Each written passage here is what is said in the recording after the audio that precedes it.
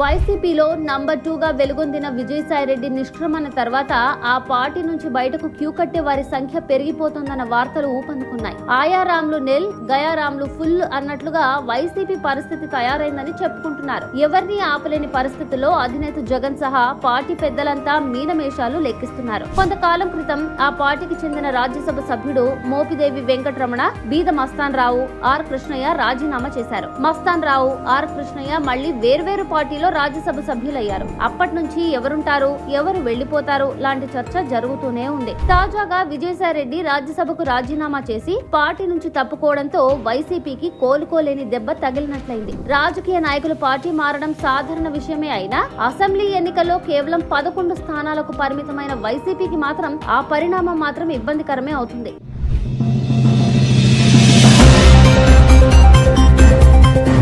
సాయిరెడ్డి వెళ్లిపోయిన కొద్ది రోజులకే ఉత్తరాంధ్రలో ఒక వార్త ప్రచారంలోకి వచ్చింది. వైసీపీకి చెందిన రాజ్యసభ సభ్యుడు గొల్ల బాబురావు కూడా విజయసాయి బాటలో ప్రయాణిస్తారని జోరుగా ప్రచారం జరుగుతోంది. నిజానికి కొన్ని నెలల క్రితమే ఆయన వైసీపీని వీడతారని జోరుగా ప్రచారం జరిగింది. ఈ ప్రచారానికి తోడు గతంలో పార్టీకి దూరంగా ఉండడం, కూటమి నేతలతో చెట్టాపట్టాలు వేసుకుని తిరగడంతో ఆయన పార్టీ మారడం ఖాయమని గుసగుసలు వినబడ్డాయి. ఆ తర్వాత ఏమైందో తెలియదు కానీ మళ్లీ గొల్ల బాబురావు యాక్టివ్ అయి వైసీపీ నేతలతో కలిసి తిరగడం, నిరసన కార్యక్రమాల్లో పాల్గొనడం లాంటివి చేశారు. అధిష్టానంపై గొల్ల బాబురావుకు ఇప్పటికీ తీవ్రమైన కోపం ఉందని ఆయన అనుచరులు చెప్తున్నారు. జగన్ సీఎం గా ఉన్నప్పుడు 2వ విడత మంత్రివర్గ విస్తరణలో మంత్రి పదవి రాకపోవడంపై అప్పుడు ఆయన ఒక రేంజ్ లో విరుచుకుపడ్డారు. తనకి మంత్రి పదవి ఇవ్వకుండా అధిష్టానం దెబ్బ కొట్టిందని అక్కసు వెళ్లగక్కారు. అవకాశం వచ్చినప్పుడు తాను కూడా దెబ్బ కొడతానని అప్పుడే హెచ్చరించారు. ఒక సందర్భంలో అయితే కార్యకర్తల కోసం హింసావాదిగా మారతానంటూ గొల్ల బాబురావు సవాలు చేశారు. ఆ తర్వాత